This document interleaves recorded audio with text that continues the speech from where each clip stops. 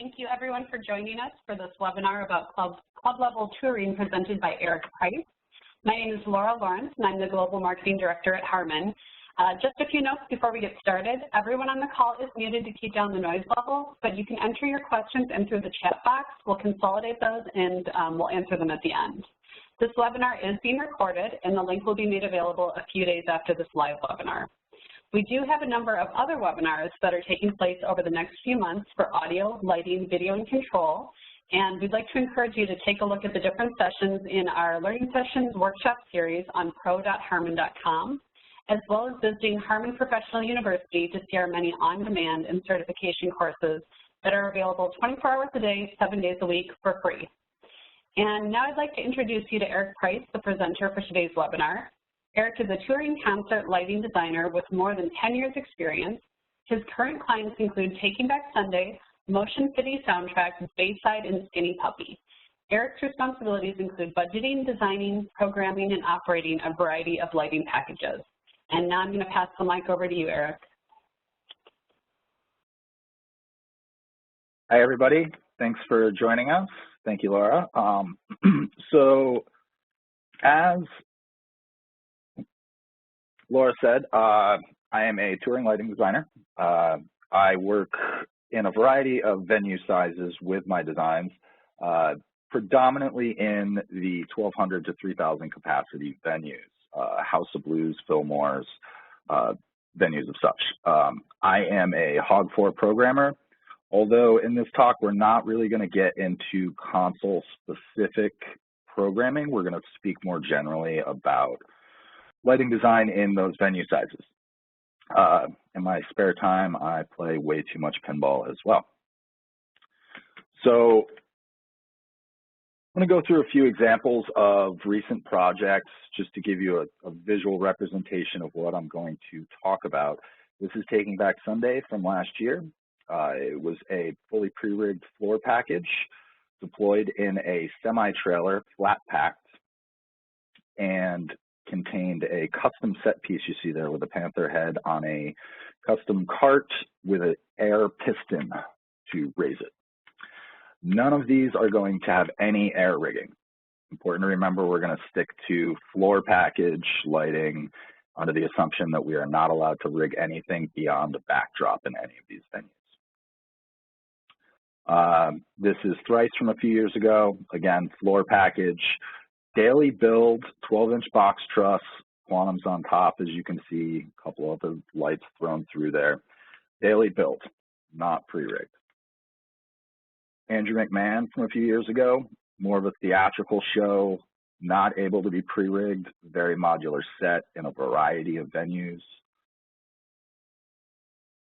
Under Oath, partial pre-rigged, custom set carts, arena size tour, although it was a support act, so we're going to talk about this because of the stage restrictions, the size, the space we had, the need for expedited setup and strike. Skinny Puppy, again, floor package, risers, a little bit of video element. This was a European tour, same club sizes, done in a box truck. Most recently, Motion City Soundtrack, US club tour headlining, fully pre-rigged in a bus and trailer. And here's what we're going to discuss a little bit today. We're going to talk about what your artist needs and how to verbalize that from them, how to get them to tell you what you need and how to let them know what to expect from some of the venues. What to expect from the venues, front light, side light, color. We're going to discuss everything from, pardon me here.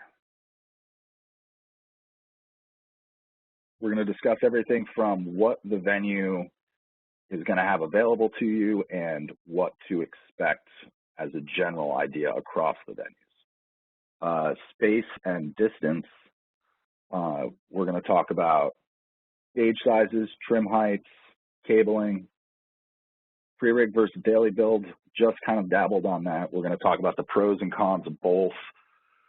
Custom fixtures, anything that is non-standard that you're going to have to deal with, custom DMX layouts, building your own, finding profiles. Local ordinances, including haze restrictions. We're going to dabble a little bit onto some laser safety ordinances that you're going to have to look out for. We're going to do some trailer tricks, some things that I've found best way to deal with space inside a trailer. And then finally, how to create an effective event so that you can be ready when you walk in the door. So the first topic, what does your artist need? Well, do they want front light? Do they like front light? Do they want side light? Are there specials they need? All these basic things that you're going to want to talk to about the show with your artist before the design happens. I've been pretty fortunate to have a lot of artists that don't love front light. So I bring my own side light. A little less intrusive, you can kind of sneak in the color with them there. We're going to talk about this later, that you can't always rely on a venue having front color. Does the artist have a backdrop? How big is it? Do they have a fire cert? Do they have burn samples? All those logistics should be run through your TM most of the time, but I personally like to have all the documentation with me. Venues are going to ask you, LDs are going to ask you, production managers are going to ask you. So it's easier just to kind of have it yourself as with your TM. Does support have backdrops? If support has backdrops, it is in your best interest to carry them with you. As the headlining artist, it's going to be a lot easier if you just hang it for them every day, you take care of it at night, and you work out whatever deal you want. Let them buy you a candy bar. What does your artist have for backline? As a lighting designer dealing with floor packages, backline can be a huge challenge. Bass amps are very big. Synth cabinets can get very big. So have a talk with your artist and your stage tech, your guitar tech, your monitor engineer, your production manager, and try to use it. Try to get creative with it. Can you put things on it? Do you want to put things on it? Do you want to shoot around it? Do you want to use it as a silhouetting device? You can get creative with backline, but it's always best to know exactly where everything is going. You should have as good of an idea about guitar cabs and drum kits and risers as the backline techs do. Speaking of risers, is your artist carrying risers? Generally speaking, you're probably not going to be carrying risers if you're in a bus and trailer. Getting into a box truck or semi, maybe you are. Risers can often fall on backline duty. They can fall on drum tech duty. But again, I like to be in there dealing with the riser as well. It causes off-center marks. It causes symmetry issues if they're not in the right place. So, you know, always worry about your risers just like your backline. So what can you expect from the venue? First thing you're going to do walking through the venue is what we call walk and chalk, generally referred to as walking the venue, marking the floor for rigging points, and getting the day going. We are going under the assumption that we're not rigging anything in the air, so we're just going to use this as a start of the day term. Very first thing I do when I do walk and chalk is look at front light. Again, we talked about what you're going to be offered from these venues. You're going to get everything from ellipsoidals, lecos that are focusable, par cans of all different flood sizes, LED pars, moving spots, moving washes. So the only thing you can guarantee is that you will have some sort of focusable CTO front light, meaning no colored conventional light up to a LED par that's RGB, and you're going to have to deal. So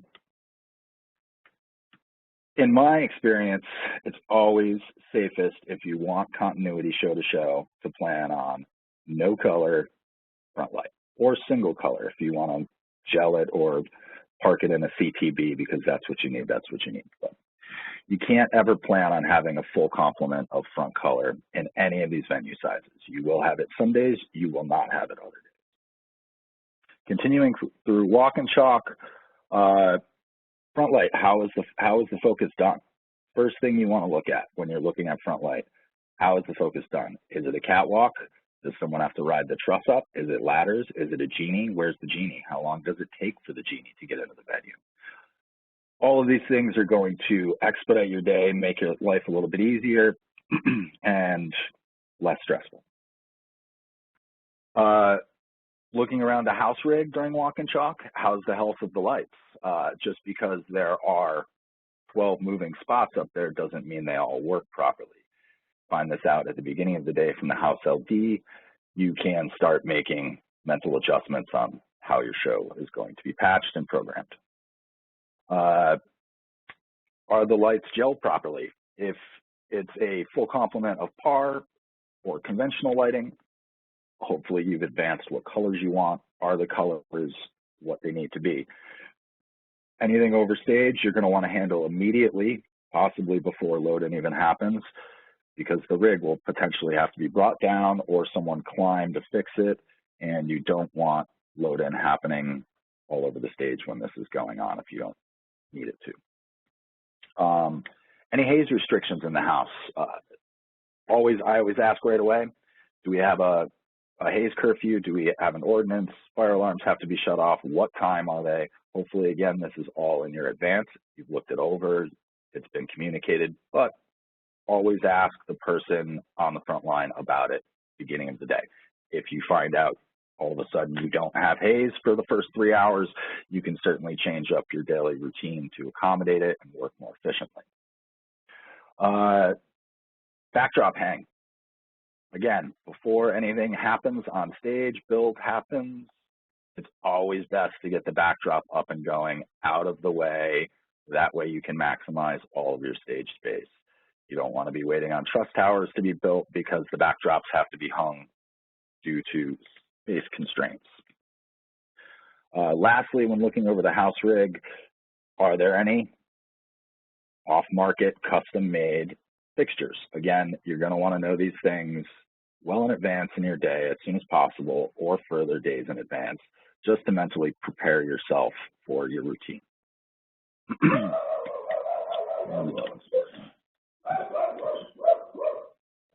So after the walk and chalk has happened and you start doing your load in, the load in is going to happen whether you can get it in or not. Pardon me.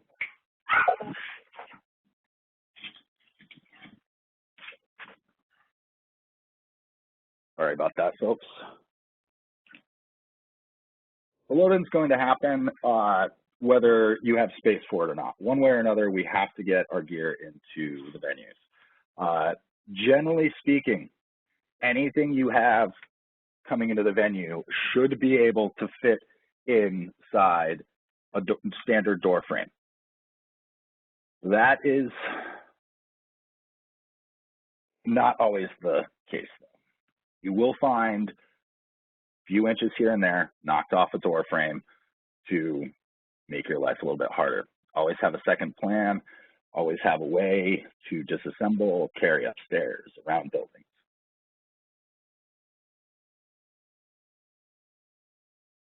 House DMX and guest lines. Depending on what your floor package requires, this can vary greatly. Most people these days are requiring Cat 5 to run everything. All the fixtures we're getting these days are larger footprints, taking up more universes. And generally people are kind of stepping away from 5-pin touring snake lines. It's just not enough for us. So generally speaking, you're always going to want to bring your own snake if possible. If you can get away with doing a single 5-pin DMX run for whatever floor package you're bringing, 95% of the time, roughly speaking, the house is going to have it for you. Fairly standard that DMX 5-pin guest channel is available. Again, you can't always plan on it, always best to carry your own. And in that case, I should say 300 foot is what you would want to base your snake run off of.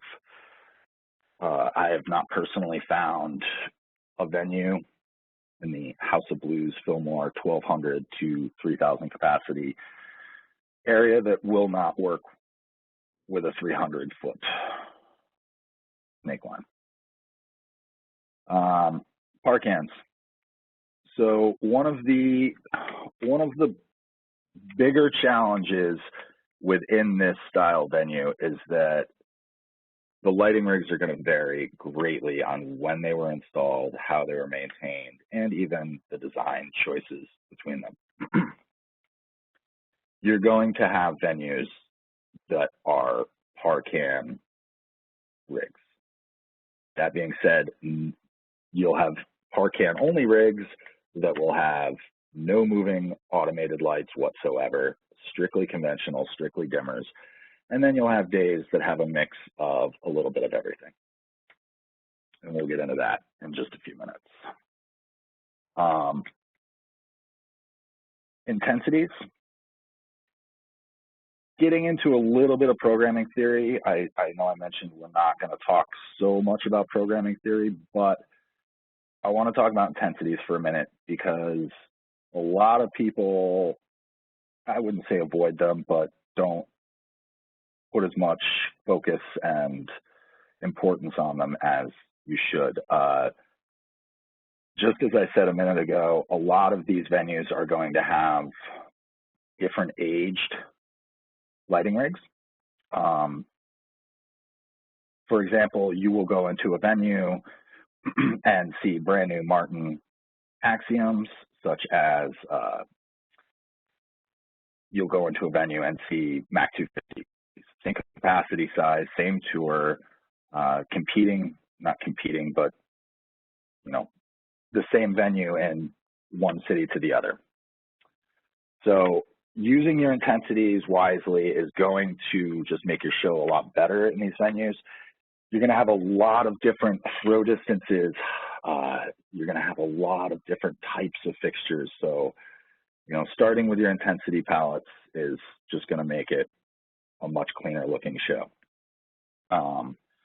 Fast and accurate focus, going back to the focus a little bit. We've now kind of come back full circle on this. You want to have a plan. Now, that can probably go without being said. We all want to have a plan doing everything. But you want to have a plan. You want to talk to the house LD about it or whoever the house tech is. I may have brushed over this before, but I'm going about this under the assumption that we do not have a touring lighting tech, that the lighting department is one person and that's you. So when you're doing the front focus for the house, you want to have a plan. You want to talk to the house LD about it or the tech, whoever is helping you with focus. You want to be clear and concise and let them know your motions, your style, tell them where your positions are before they go up. Tell them we're going to cut at the knees. We're going to keep it tight. Everything's going to be half focus, soft, anything that can, open the line of communication and make the process happen quicker. If you're able to, I highly suggest some sort of remote system, whether it be console-based or, your own homemade device that triggers things.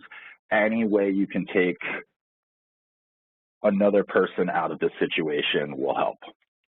Always easier to focus front light with 2 people instead of 3. Talk to your audio. Talk to the audio crew. Talk to anybody else in the building. If anyone's up in the air and focusing, you don't want line check to be happening. You don't want sound check to be happening. You want safety first for the house staff. You want to look after them. They're there to help you, help them work safely. No noise when anyone's in the air. At least those are my rules. What I hope and prefer from a venue plot. When I program my tours, much like everybody else, I will program some sort of house lighting rig that then gets cloned or type changed or whatever your console refers to changing fixture types. So as I said before, you're going to get a variety of lighting. What I plan to see and plan to clone in and out of is what you see here. I like to and hope to see a mid-stage and upstage truss. Upstage has 6 spots, in this case Mac Vipers, and 6 washes, Mac Auras. Mid-stage has 6 washes and 6 spots as well, with the hang points flipped to alternate. I've thrown in a few strobes and a couple of blinders, although you're not always going to be able to plan on having either. Crowd light blinders are a little bit easier to get around. Perhaps you've got a rig full of LEDs and you can just allocate a few of those to act as your moles or your crowd light. Similarly with strobes, if you really need it, then perhaps you can just clone them into some sort of other fixture and still get some effectiveness out of that part of your programming.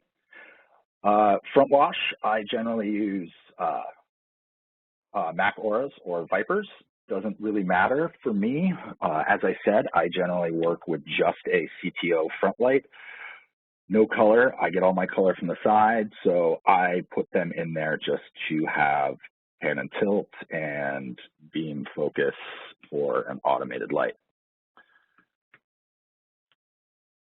Here is an example of what you will get. So I'll go back really quick. My preferred plot and what you will potentially get. I believe this is an older plot from Cleveland House of Blues, which has been updated. They've recently updated to Martin Rush series, I believe, and Auras for wash fixtures. But as you can see here, big Parcan rig. You can see the variety of Licos for front light, as well as Par for front light. Looks like some wide floods or Fresnels for wash light, or for crowd light, pardon me, as well as a few moles on the mid-stage truss. And then if you start looking into any of the automated fixtures, it seems as though we've got 4 DMY washes on the upstage, 2 spots on the upstage, 2 spots on the mid-stage, and 4 moving wash on the mid-stage. Pretty far different from this plot, but still manageable. If I have taken my preferred plot and done any specials or show important looks, solo spots from behind, from a moving spot, a moving wash, anything like that, working from inside out, I know that I've always got, or at least in this case, I've got my 3rd and 4th fixture on my upstage truss, and potentially my 3rd and 4th or 2nd and 5th spot fixture on my mid-stage truss. Nice example of how to know when you're going to trim lights away from what you programmed and what you've hoped to see in the venue. Looking at it another way here that could also be problematic, you notice that in my plot, I have alternated the fixtures. The upstage has 2 spots center and, or pardon me, 2 auras center, and the mid-stage has 2 spots center. Not the case in this plot. So you have to be ready and willing to accept the fact that, you know, any, say, an effect that you've run across a pixel map or something that sweeps left to right on the rig may not work in the same way here. Different fixture positioning is the issue.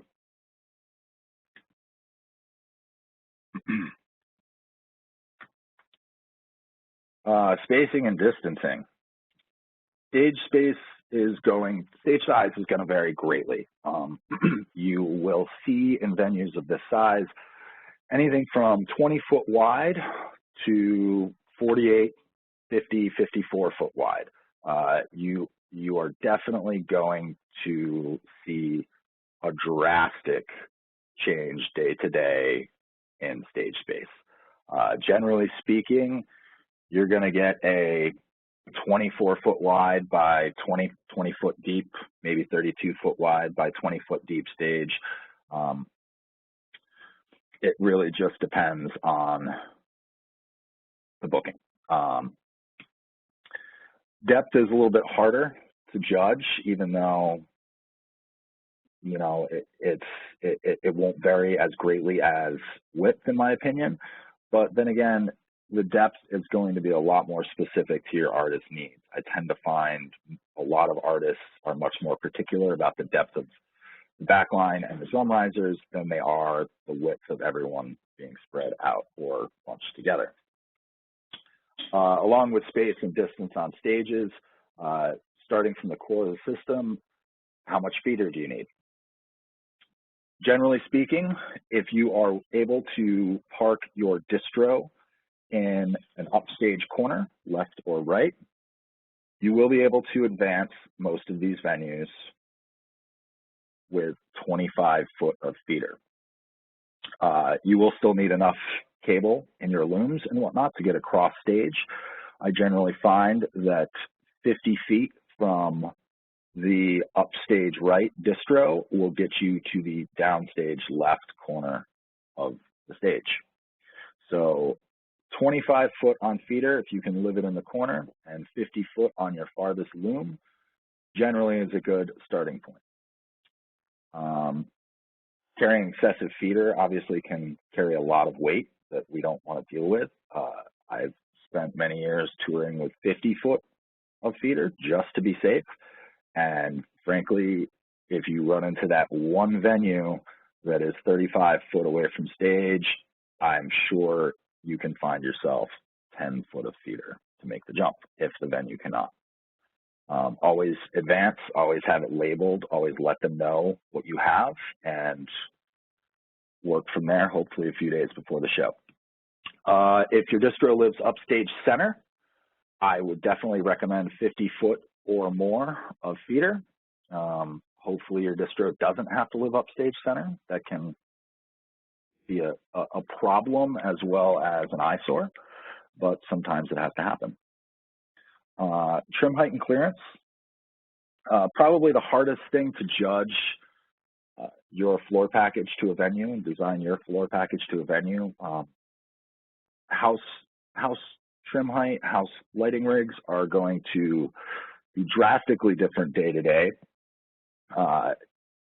Again, in this circuit of venues, you're going to see everything from a 9 foot trim height, bottom of the lights on the house lighting rig, 9 foot, and then you're going to have days where it's 30 foot in the air with a big, powerful, multi-tiered, multi-trimmed lighting rig. I tend to put a limit on my floor package at 10 foot. As you see in a lot of these designs, 6 foot, 8 foot truss towers, 12-inch box, 8 foot GT with moving spot fixture or profile fixture on top.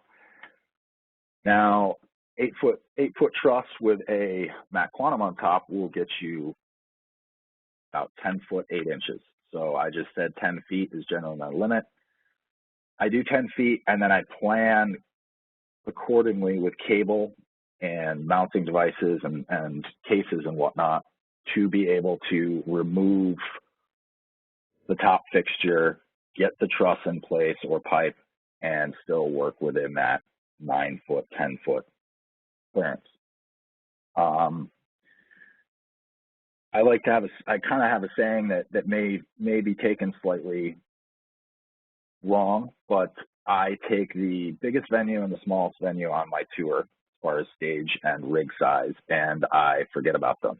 I come up with a design and a plan for everything else, look at it, and then I go back and look at the biggest and smallest venue saying, okay, is this going to spread out and be big enough and still look nice in this large venue? And more importantly, what are we going to do in the smaller venue?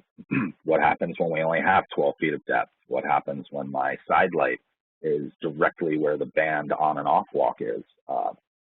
What happens when I can't fit my truss towers under the house lighting rig and it pushes everything on stage 3 feet forward? I can't lose that 3 feet. So Forget the big one, forget the small one, design something for the rest, and then come up with functional ways to implement it in the larger and smaller venues. One important thing to remember is that most venues will not let you remove house fixtures. That's not to say it won't ever happen or that it won't ever be allowed, but a general rule of thumb is to assume that you will not be able to move or remove house fixtures in a venue. Perhaps, you know, the front light, you've got a Lico that needs to be moved over 2 feet, that's a different story, but venues are not very willing to bring down their automated lighting or move it around because it causes more work for them, understandably, and we're all on time constraints. Pre-rigging versus daily builds.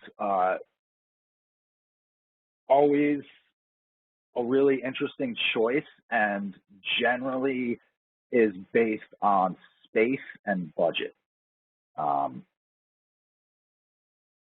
So pre-rigging, for everyone who doesn't know, is basically that set cart on the left put together with the fixtures on the right, and then they stay there for the duration of the tour. Things do not come off each day. The cabling is basically there. It's done to create efficiency and save you time. Always the best option to pre-rig, in my opinion. Labeling, flagging both ends on the loom. Also very important. If you're pre-rigging something, you should be able to color code it and label it so that you can just hand it to someone without any instruction and they just connect color to color, number to number. This frees you up to start doing other things and takes a lot of the guesswork out of staff changing day to day. Always a good idea on pre-rigging to spike your hang points, even if the fixtures are not coming off each day. This will help with maintenance as well as swapping out for problematic fixtures.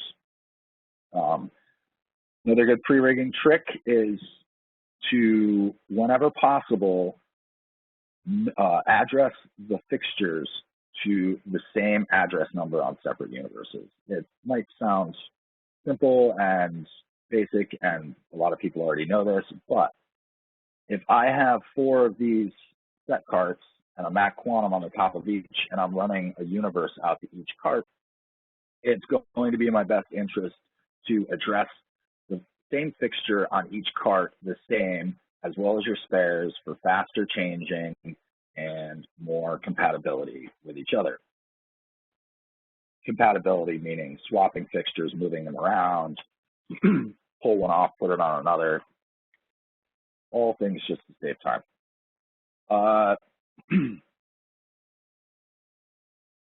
Pre-rig, another fun idea for pre-rig is to get creative on what you're putting on your pre-rigging carts.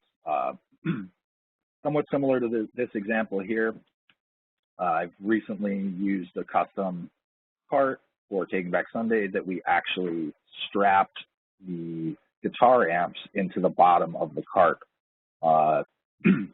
Moved everything into the venue quicker, cut down on cases, backline techs loved it. Just a nice little feature to make the stage cleaner and make the day go by quicker. Difference between pre-rig and a daily build. Daily builds can maximize your trailer space. Everything is in cases, everything's stacked, everything's, you know, maximizing the space. If you look at these carts on this image, they're great, they're fast, they're effective, but they take up a lot of floor space in a trailer and are not able to be stacked on or under. Daily build, in some cases, can double your trailer efficiency. It can also double or triple the amount of time it takes to set up a floor package. Daily build can also make your design more modular and adjustable. It just requires more time each day and generally more cable to be brought along. Still always a really good idea to create looms, label to and from for a daily build. This can help with local hands setting up for you, as I said before. Looms are very, very important whenever possible. Use them. They're your friend. They will make local hands love you.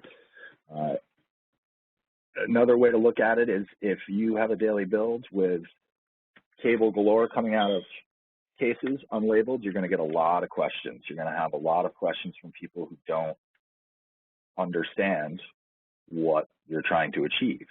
Generally speaking, we're going to talk a little bit later about writing a good, effective advance. One of those things is going to be that a lot of the local hands, even the local LDs, are not going to see your advance until you walk in the door.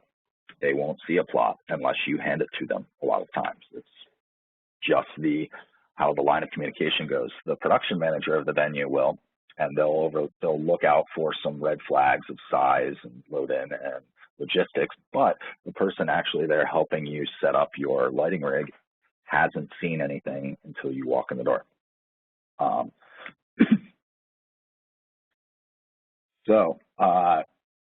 If you are having issues with people setting up your package every day, if you're getting the same questions and things not working and data issues, power issues, things being cabled wrong, things being hung in the wrong spot, it's really a good idea to rethink your process and how you're giving this work to each person every day.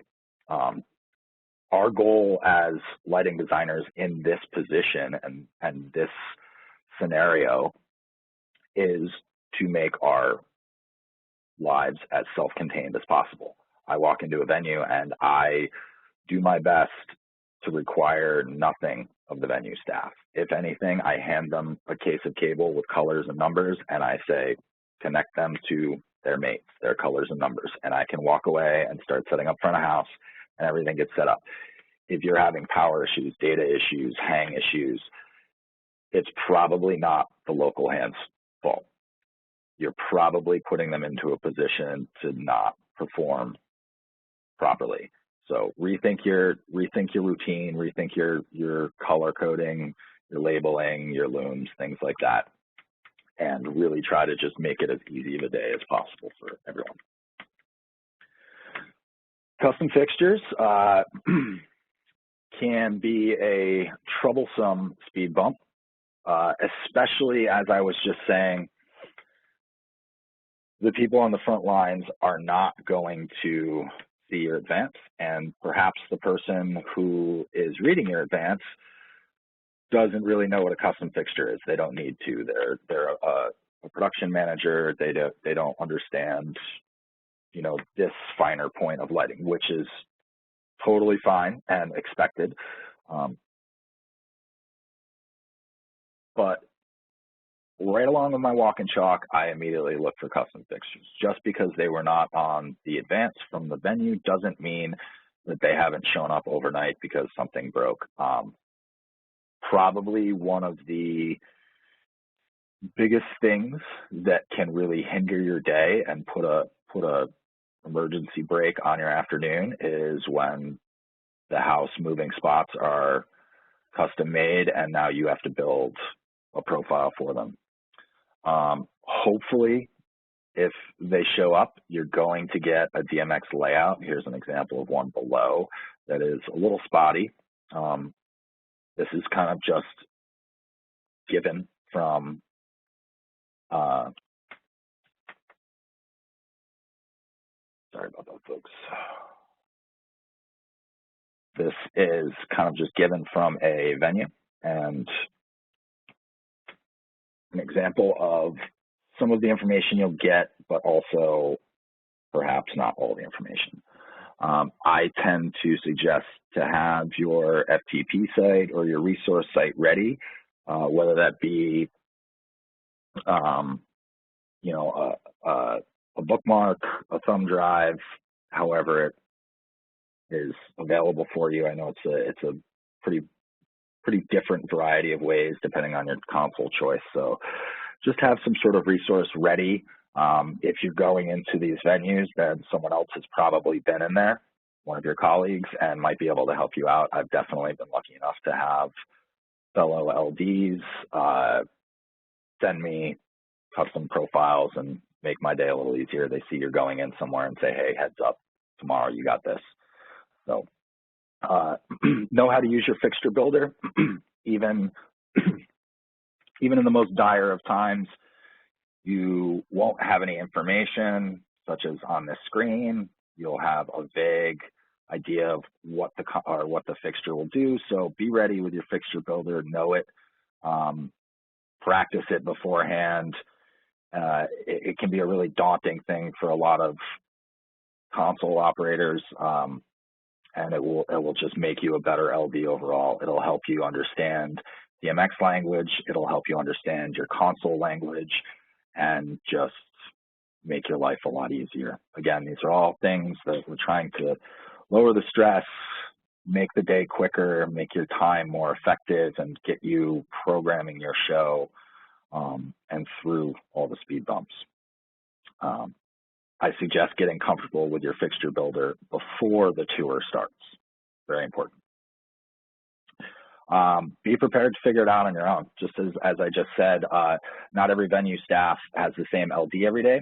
Sometimes the house LD is new to the venue or the rig, and sometimes they just don't have custom fixture info for you. They've been running the same console for years or days or hours, and it's just there.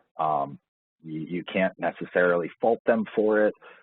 You can, but that is a futile effort. As I said, you want to stay self-sufficient. You want to stay self-contained. You want to minimize how many things you're relying on someone else for. And if you are the master of your own domain and can build any fixture on the planet, as long as you have some information, then it doesn't really matter if the house has information for you or not beyond the basics that you need to get going. Perhaps they have a fixture profile for you. Same house console as your touring console. Maybe they could just transfer it to you.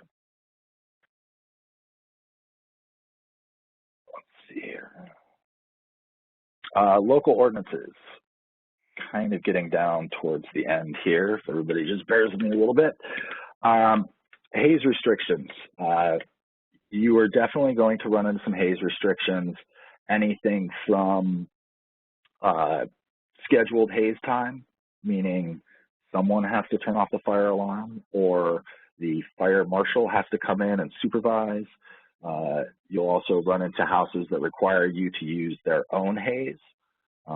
You will not be allowed to use a touring hazer, even if you have the same one. A lot of times I have found, even if I have the same haze or hazers on tour with me that the house has, they will require to use theirs. This is strictly for the safety of the show and the fluidity of the show. The last thing anyone wants is for the set to be stopped and for you to have to explain yourself to the fire marshal. If a house has haze restrictions, all you can do is adhere to them. It's the best idea anyway. As soon as you start arguing for your hazer or your haze, limits or lack of limits on your haze, then you are going to be responsible and on the hook for whatever may happen with the fire department. It can be very expensive. If the house is responsible, you are free and clear to just run your show. It can be a little bit of a downer to not have the haze you want, but generally speaking, you'll get the haze you need. Examples of this from a House of Blues standpoint, House of Blues Boston will require you to use their hazer at a curfewed time before the set or before the doors. House of Blues Anaheim will also require you to use their hazer, although it will run all day at the level that they set. Always a good idea to find out if there is a cost or a possibility or what that cost may be to extend the haze time. A lot of places that are bringing a fire marshal in will bring them in an hour or 2 hours before doors. If you need more than that, which a lot of us do, maybe we don't need, we just want. Always a good idea to ask. I've had experiences where a venue will tell you it's an additional $250 an hour to bring a fire marshal in for extra time. And I've had venues tell me that it is an extra $20 to bring a fire marshal in for an extra 3 hours. So always worth asking. If you can get 3 hours of work time for $20, I think your tour will probably give that to you. If they won't, perhaps you decide to pay for it out of your per diems. Always a good idea to carry a backdrop sample. As I said before, generally falls on the production manager or tour manager to hold, present, and be in charge of backdrop sample. I like to have documentation with me as well. Hopefully you've got a certificate on the back of the backdrop if you've got it. Always have it. Union breaks and house staff schedule. I just kind of threw this in. I like to talk to the house staff and the local staff and see what their schedule is beforehand. You know, you don't want to be working someone past their break unknowing to you. Always nice to, you know, be aware of what your local crew needs, treat them good, and they'll treat you good. Getting down to the last couple things here. Couple of trailer tricks that I found. Box truss versus GT HUD pre-rig kind of truss. In my opinion, box truss works good in a trailer. Pre-rig, GT, HUD, custom set carts like I showed you earlier can start being problematic in a bus trailer. I'm going off the assumption that we're working with an artist that carries a lot of merch in the nose of the trailer, has a fair amount of backline, let's say 4 to 5 band members, sometimes 2 guitar players, sometimes a keyboard setup. And then, so we've got merch, we've got backline, and then we've got a lighting package. Soon as you start putting pre-rig items on the floor space, you start lacking the ability to stack things. Pre-rig truss can be stacked, and you know you can fit 8-10 foot pre-rigged truss stacked on each other, wheels to top, too high into a trailer. You won't be able to do that if you're sharing a trailer with merch and a full complement of backline and the wheel wells as you see here. You're going to start running into space issues. Pre-rig truss a lot of times will not fit over the wheel wells, so you're really just working into the center of the trailer. Pre-rig carts are going to take up floor space and not be able to be stacked on. So these are all things you have to consider when you're making your design decisions. Are you in a truck or are you in a bus and trailer? Do you have a box truck? Do you have a semi? Do you only have partial space in a semi? And you don't really want to be stacking pre-rig truss every day by hand. You're not going to rely on venues having a forklift or dock height or things like that to help you. If you go pre-rig in a trailer, you're gonna end up hand stacking it. Backdrop at the tail. Always a good idea to keep any backdrops for yourself support at the tail of the trailer. That way you can get them out right away and get them hung while the trailer is being dumped. You can have the house LD or someone inside with you hanging the backdrops, getting them out of the way. Generally speaking, they'll be the last thing down at night as well, and they can just go right on the trailer last. Don't leave your backdrops at venues. We've all done it, or we all will do it. We hope to never do it again.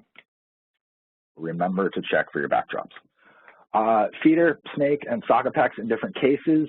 This isn't necessarily blanket fact. I'd like to do those 3 cable packs in different cases. A couple of different reasons for this. That's a lot of copper to have in one case. Feeder and socket packs together is just a heavy brutal case that people are not going to like. Obviously, your snake should be in its own case, gets run easier. You know, it's manageable. You don't have to bring the whole thing out if you don't need to. But putting all three in different cases gives you more options. If you walk into a venue for your quick walk and chalk before your load-in and realize that they have the feeder you need, you leave your feeder on the trailer. Same thing with your snake. You walk in and the house has multiple Cat 5 lines for you to run and you don't need to bring your snake, you don't bring it in. We're making our day easier, less stress, more effective. Last slide here before a little summary. Here's an example of Taking Back Sunday's trailer pack from a few years ago. We did 12-inch box truss. They were 12-inch box truss, 6 foot high with 2-foot metal bases that stayed on. You see at the roughly 7-foot mark, everything forward under the truss was allocated for backline and merch. They got a little bit more than half of the trailer because I was able to sneak 5 of my truss towers on a load bar attic. What we've done here is taken a pair of load bars, one at the 7.5 foot roughly line and one at the 9-foot line, and created an attic in the trailer for 5 of my 6 truss towers to live on. You can see the bases perfectly overlap, everything's nice and snug, and they were still able to double stack underneath those truss towers. Kind of a tight trailer pack, but again, this was a daily build, had to be modular, and we didn't really have the space to pre-rig. So after thinking about all this, what do you need to do to create an effective advance? One of the things I try to focus on, if you look to the right, there's kind of just an example of an older advance of mine. I try to not give too much information. Going back to what we were saying, a lot of the frontline hands for you are not going to see any of this beforehand. You can't assume that your house LD or every one of your stage techs is going to be emailed or handed what you see here on the right. So you want to preface it, at least in the verbiage of your advance, on what you need and what can cause red flags for a production manager or venue manager skimming through here. Power requirements. Do you need 3-phase? Do you need single phase? How many amps? Dimensions for your larger items. As I said before, you want to try to design anything custom or large into something that can fit through a standard door. Even if you are fitting through a standard door, it's worth giving those dimensions and giving them to the venue to confirm. Then if you show up and those aren't the accurate dimensions, you're covered, you've done your due diligence, and from there out, nobody can really get mad at you for that. You've given them everything you can, and you've covered your own butt. Front light and focus needs, as we said before, how many front lights do you need? What do you need them to do? Let the venue know that you're going to do a front light focus. It's don't take for granted that just because you're coming in with a lighting package, the venue expects that you're going to do a front light focus. Let them know. What kind of atmospheric effects are you carrying? Are you carrying lasers? Do you have a local laser safety officer for New York or Arizona or Oregon? Have you covered that? Are you carrying a hazer? Multiple hazers? What type? Don't just give them the brand name and model. Let them know if it's water or oil-based. This will change venue to venue. More and more venues today are not allowing any oil-based haze. Are you bringing soft goods? Your backdrop, any kind of soft good, they're going to want fire certificates and burn samples and documentation. These are all liability things. Gel preferences. Always a good idea to throw in what you would like the conventional lighting gelled to if it is there. Again, the house LD may not see this in advance, but sometimes they will, and it will save you some time in your day. I also like to give the number of universes I have available. Generally speaking, on my preferred console and setup, I will have 4 hard lines available for a house. This is generally enough. Nothing is guaranteed. Obviously, venue to venue, it's going to be different, but I have found that most venues of this size have the main stage lighting rig on no more than 3 universes. You will run into a few that 4th, 5th, 6th, 7th, 8th, 9th universe is some extra things, but it still seems as though venues are pretty much set up for a touring lighting designer to come in with a single universe floor package and be able to take 3 universes from the house, maxing you out at a small footprint of 4. I like to be able to tell, the house how many universes I have available. It's not an extremely important piece of information, but it has helped me in the past. I have definitely had houses reach out to me in advance and say, hey, the house rig is in 6 universes. Would you like us to get it down to 3? So that obviously saved a lot of time.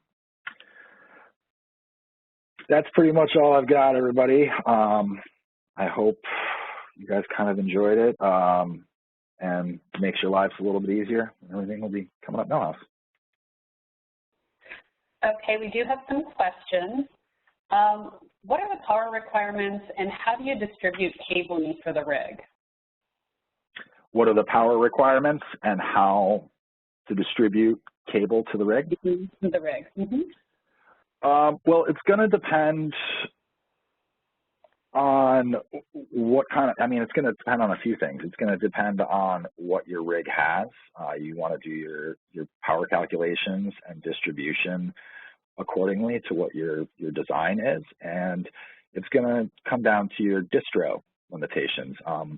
Distro and let's say a node for Cat5 to DMX conversion, how many outs do you have? Do you have a distro with 32 circuits that you can splay out individual runs to a floor package? Same with the data. If I've got 6 truss towers and 6 outputs from my opto or my DMX split, I like to run an individual line to each. Same thing with power. Pre-rigging, you wanna try, if you're pre-rigging or not, you want to try your best to terminate at truss towers or pipe and base points.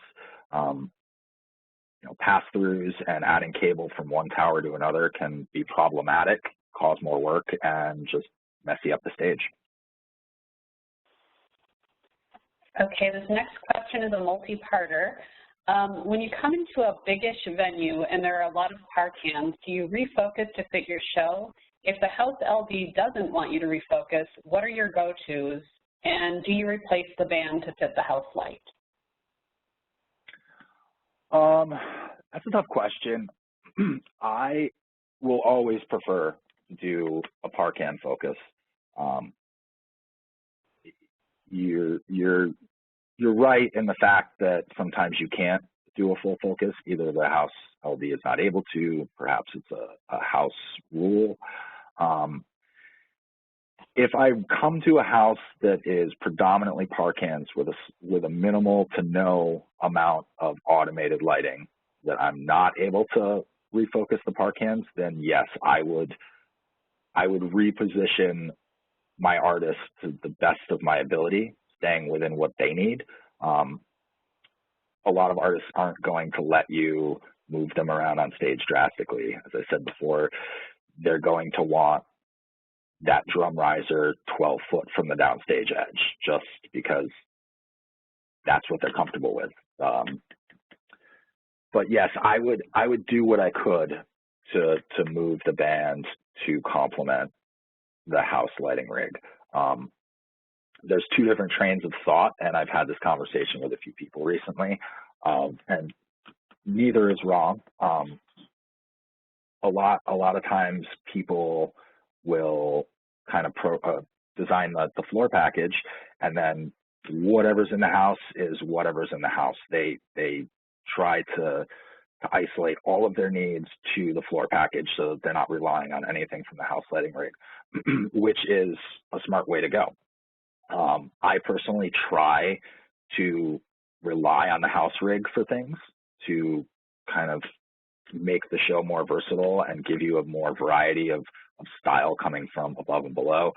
But that being said, you can't plan on certain things. I can't plan on the house having 24 moving spot fixtures every night. So you really have to compartmentalize your wants and your needs. Maybe just backlight specials. So yeah, it's a ebb and flow of what do you do in that situation. And personally, I would try to acclimate the stage setup to the house lighting rig. Okay, the next question is asking, what type of remote focusing systems do you recommend or have used? I've used a variety of them. It seems like everybody's kind of got their own, at least consoles.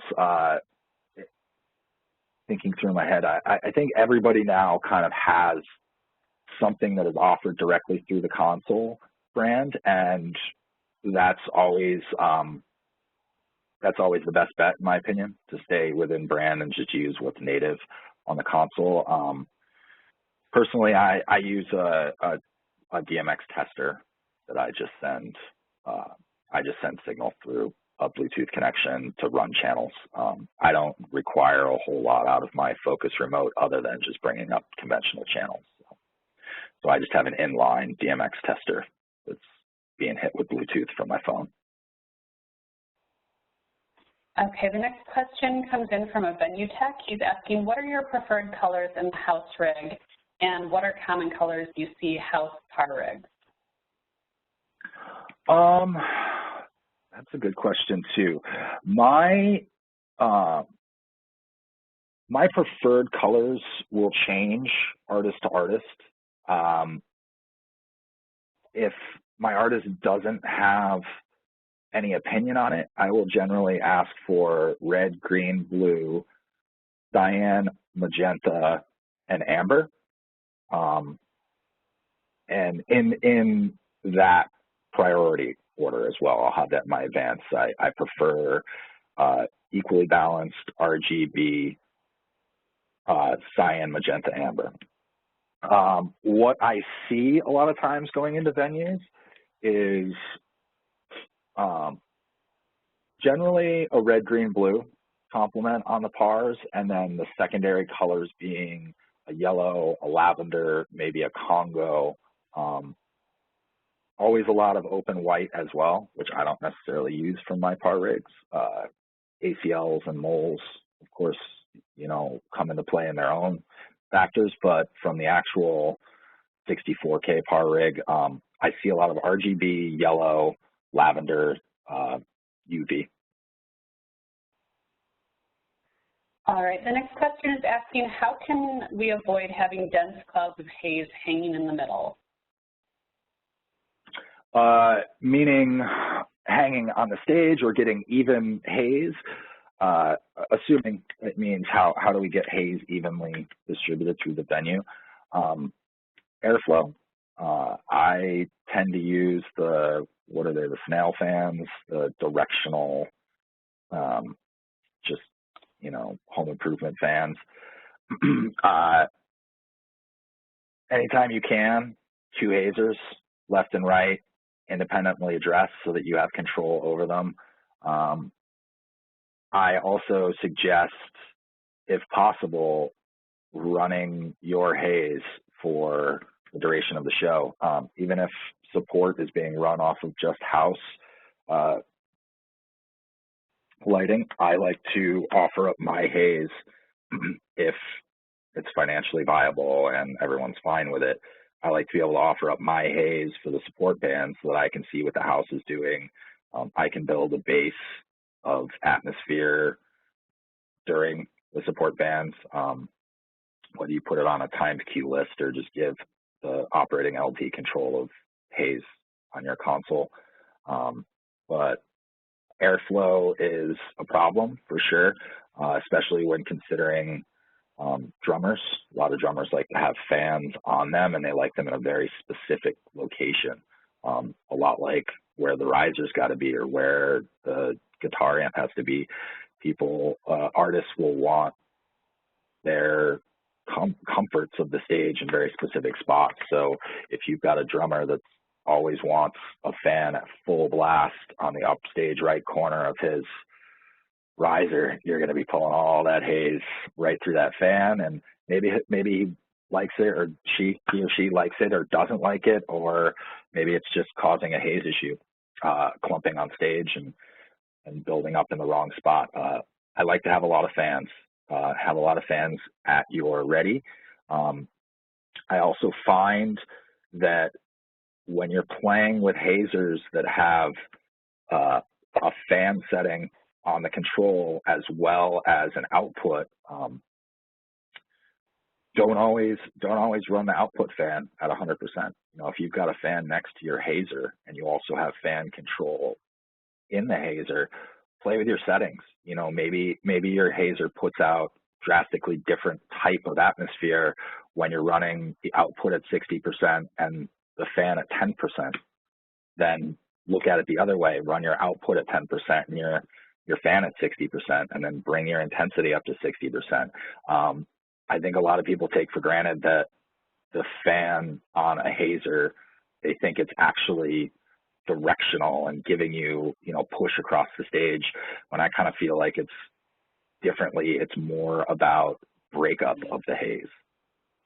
You're pushing more air through it at that point of output, so you're breaking it up in a different texture. So play with your outputs, play with your fan on the haze, and then carry some directional fans to get it where you need to go. All right, the next question is asking if you can explain what is the universe in the console that you are referring to? So a universe in lighting refers to number of channels. Lighting fixtures require a number of DMX channels for their operating. If we bounce back to this, you can see this fixture has 20 channels of DMX. A universe of DMX will allow you 512 channels. And once you have put enough lights or fixtures or anything that is being controlled via the DMX, when you put enough of them in line and take up the 512 channels, you need to move on to another universe. Universes can be split and routed and allocated in different ways. You may have heard me mention 5-pin DMX. 5-pin copper DMX cable can carry one universe of DMX control. If you need a second one, you need to add a second cable. More and more these days, people are going to a Cat5 network cable. Greatly expands the number of DMX universes you can run down one line. It will require you to hit some sort of conversion device on stage to convert that Cat5 data signal back out to 5-pin DMX in most cases. There are more and more fixtures these days that are able to be connected through Cat5 cable and Cat6 network cable and just run multiple universes in that same line the whole way. But generally speaking, a lot of the stuff that I was talking about in this presentation were Cat5 cable from your console, run 300 feet to the side of the stage, and it will hit a device to convert that network signal to a standard DMX signal and output from a rack item 5-pin DMX into individual configured universes. All right, the next question is asking if you always recommend 8-foot truss towers instead of 10-foot. I mean, it's not a blanket recommendation. Of course, a lot of what I talked about is venue specific. If I look at a tour routing and see, because I've been fortunate enough to go through a lot of these venues and just kind of know some of the space restrictions, I can stretch to a 10-foot sometimes. Or if, let's say, let's say you're working with a DJ and, you know, it's a very small footprint on stage and you can kind of put your towers wherever you'd like, then you could stretch to 10 foot. I stick with 8 foot because there are, I'd say 4 to 6 venues across the country, A-market venues, that I find myself in a lot. And if I go any higher than an 8-foot truss tower, I have to push downstage of the upstage lighting hang. And then I'm killing some stage space, and I'm also blocking some of the house rig, and the overall aesthetic is kind of ruined. But I stick to 8 foot and have a plan B for 1 or 2 venues that I can't squeeze them in under a truss. But, you know, I would prefer 10 foot. I would certainly prefer to go 10 foot. It creates a bigger, bolder look on stage, gets over backline, things like that. But I generally stick with 8 foot. If you're trying to, if your design requires you to never take anything off the top of your ground support, off of your truss tower or off of your pipe and base, I would go with 6 foot in a lot of these venues. You know, you're going to have days where you can't put your drummer on a riser because their head will be hitting parkins. So if you absolutely have to have your floor package in the same positions every day and they have to be hung on top of the same floor support device, then I would say cap it at 6 foot. 8 foot, you will run into some hiccups. All right, next question. Will the venue know which hazer to use, or is that something that you need to research? Venues in this size circuit that we're talking about, your hazers will basically be independent of each other. I'd say a great majority of the time, venues will have their own atmosphere device, whether it be a fogger, a hazer, whether you can control it or not, whether it is controllable or just always on. These are things that are going to change day to day. I suggest carrying your own haze if you're able to, if your budget and your space and everything can afford it. I would also highly recommend carrying a water-based hazer over an oil-based hazer, because more and more venues are putting a ban on oil-based hazers just for maintenance and gear life longevity. So, you know, you're a little bit independent of each other. The house hazer is what it is, and hopefully your hazer is something that is friendly to most houses. That being said, important to advance it, let them know what you're bringing. And they'll, as long as you're reading their advances sent to you, they will let you know in their advance, hey, this is what we have. We don't, you know, we do or don't have a haze restriction. You know, I've done tours where the budget can only afford a lower end quality hazer, and you walk in somewhere and they blow you out of the water, and you just say, hey, can I use your hazer tonight? Sure. And as I said before, I've also gone into places where they have an oil-based hazer and I'm carrying water, multiple water-based, and I don't want to use their oil-based hazer. I don't want to clean my lights the next day. So I'm going to offer up for my hazer just to run for the whole bill of show. So definitely important to communicate atmosphere and your atmosphere needs for the show, but you're not going to really be able to dictate what a venue has or will have for your show. It's kind of just what they have. Same with lighting fixtures. A lot of times in this scenario, you're not specifying a rig for your show. You're just kind of dealing with what they have. So. All right, the next question is asking, do you ever come across odd number fixture counts, and how do you work with that and programming? I definitely come across odd number fixture counts. Personally, and this is just a personal preference, I do not like odd number fixture counts. Unless you have a specific need, you know, for that downstage center singer that loves that that center light, it looks great. But personally, I prefer even number fixtures. If I find myself in a venue with odd number fixtures, I will just eliminate the center fixture. I'll patch it and park it so it looks least obtrusive in the rig, and then just forget about it. Kind of just toss that one away. Going back to what I was saying on this, that's what my show is programmed to. So I don't have odd number fixtures there. I have odd number of strobes, but my strobes don't necessarily matter whether it's an even or odd number in my programming style. If I have odd number fixture rig, everything I've done in pre-programming is off. A lot of my programming theory and pre-production is based on even numbers, symmetry,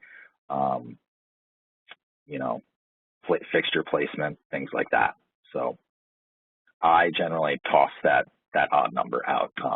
Not to say that odd number fixture designs aren't beautiful. I think they can look amazing, but again, we're talking about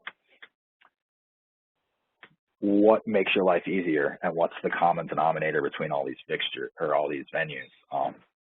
And generally speaking, right now I can't even think of 2 venues that have odd number on the upstage or midstage truss. So most venues are going to be even fixture numbers. All right, next question. All of your shows have giant looks. You have a great talent in making every room feel like an arena rig. When dealing with tight budgets, what design strategies do you use to stretch budgets or stretch rigs to look or feel so big and beautiful? Thank you, whoever said that. That's very kind words.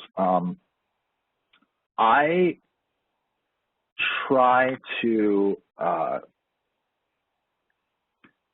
it's kind of a tough question. I really just take my budget and try to maximize. We all have our wish list of fixtures, and we want 32 of fixture X and we want 24 of fixture Y, and then as a lot of us know, you give your first design pitch and your budget that you've written up from your vendor, and immediately the client says, no, we got to cut 30% from that. So I try to stay relevant in technology as far as something professional, effective, functional, versatile, but without sacrificing numbers. You want to think about your band size compared to your fixture numbers. If you've got 4 or 6 people in the band, it's going to be hard to make it look really big and display everyone with just 4 truss towers with 4 moving profile fixtures on top. I generally like to have each one of my profile or wash fixtures on a floor package be usable for each band member. If I've got a 4-piece band, upstage center drums, downstage left, downstage right, and downstage center, a 6 or 8 truss tower system with at least 1 moving spot or profile on top allocates at least 1 for every band member. A lot of people, in my opinion, are not focusing on lighting the band these days, which is not necessarily a bad thing. Sometimes that's what your artist wants, and you give them what you want. That's first and foremost for us. But I try to place a lot of emphasis on lighting the band members. That's what we're there to do. That's not to say front light. That's strictly on them. I'm talking about lights displaying band members. If you've got, like I said, 4 members in the band or 6 members in the band, say you have 6 members in a band, you need at least 6 spots, or you need at least 6 lights. You need to be able to light them all at once. You don't want your lighting rig to look small compared to the band. In efforts to make looks crispy and cleaner and more presentable, I know a few people here watching this have heard me go off on this tangent, but one of the most important things in programming and lighting design, in my opinion, that is greatly underutilized and forgotten by a lot of people is indexing your gobos. You know, take the time on your gobo palettes to index every one of your lights and the house lights, and just make it part of your day when you're updating palettes. Lining up your gobos and making fixture 101 look like 106 in the house rig, if you get those exactly the same from your point of view and everything else, it will add so much more to the overall look. Index your gobos. It's not something that the average person is going to notice and say, oh, look, that lighting person indexed their gobos. But it will make the difference of someone looking up and being like, that looks good, or that looks really good. So matching colors, house rig to touring rig colors. Like I said before, intensities, very important. You don't want your rig or the house rig outshining each other. You're trying to make a cohesive, singular design that looks like you brought it all in. So index your gobos, update your intensities, and check your colors. Yeah. Okay, do you carry your own ballast for truss towers or expect the house to provide sandbags? Depends on the tour. I generally, I shouldn't say generally, I, at any cost, do not rely on the house to supply any ballast or sandbags or ground rigging support. Going back to what I've said a few times through this, my goal is to stay as self-contained and self-sufficient as possible.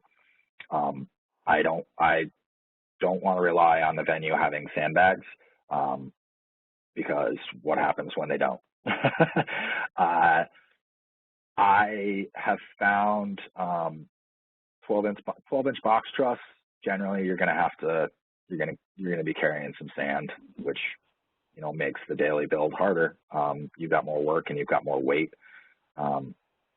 You can get away with a little bit more on the pre-rig stuff if you get a big enough base or a GT or a pre-rig truss. You're dealing with a 200-pound base, so it's 3 foot by 3 foot. So depending on what you're putting on there, you might be able to not need anything on the base. But if I need sand, I'm carrying sand. Just like if I need a snake, I'm carrying a snake. Yeah, keep it with you. Anything you need, you should bring. Okay, we have one more question. If you were Sure. starting your career from scratch again, what advice would you give yourself in terms of getting into the business?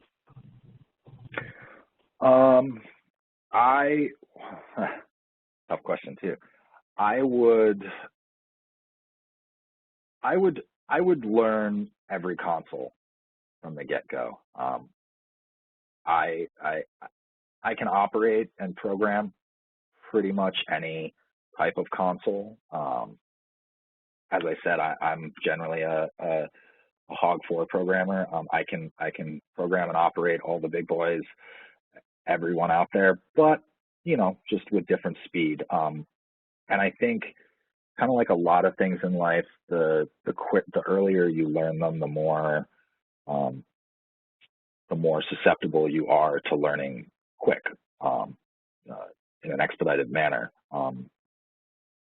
I would suggest learning as many consoles as you can.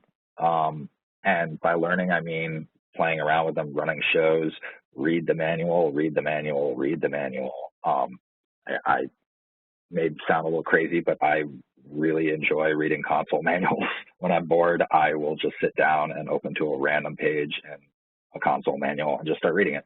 I think learning a variety of consoles prepares you for the opportunities that will present themselves. You know, it's hard to be an expert at every console, to be an expert programmer on every console. Nobody really has the time or brain capacity for that, but knowing them can be very, very beneficial. As I said, with building custom profiles for fixtures, just a better understanding of the DMX language. The more you learn about DMX and the more you learn about other consoles and fixtures and how the language actually works will expand your ideas and your capabilities on any console. So I would say learn a lot, give yourself options, and you know, strap in for kind of a crazy career, because you know there's a lot of people out there grinding that that are great at what they do and haven't been given opportunities. It's a very opportunistic career, and all you can do is be ready and have a good attitude and kind of just keep plugging away. So don't get discouraged. Learn everything you can, and you know, just be ready for whatever opportunity presents itself. Okay, thank you so much, Eric. It was a pleasure having you present today. We really appreciate you taking time out of your schedule to do this with us. Thanks, Laura. Thanks, Brad, and everybody at Martin. It was fun. Hope everybody enjoyed it, and hope everybody's staying home and staying healthy. And just a reminder, this webinar was recorded, and we will have the link available in a few days. If you're interested in attending any of the future sessions, you can find those on pro.harman.com. And I hope everybody has a great weekend. Thanks a lot. Bye.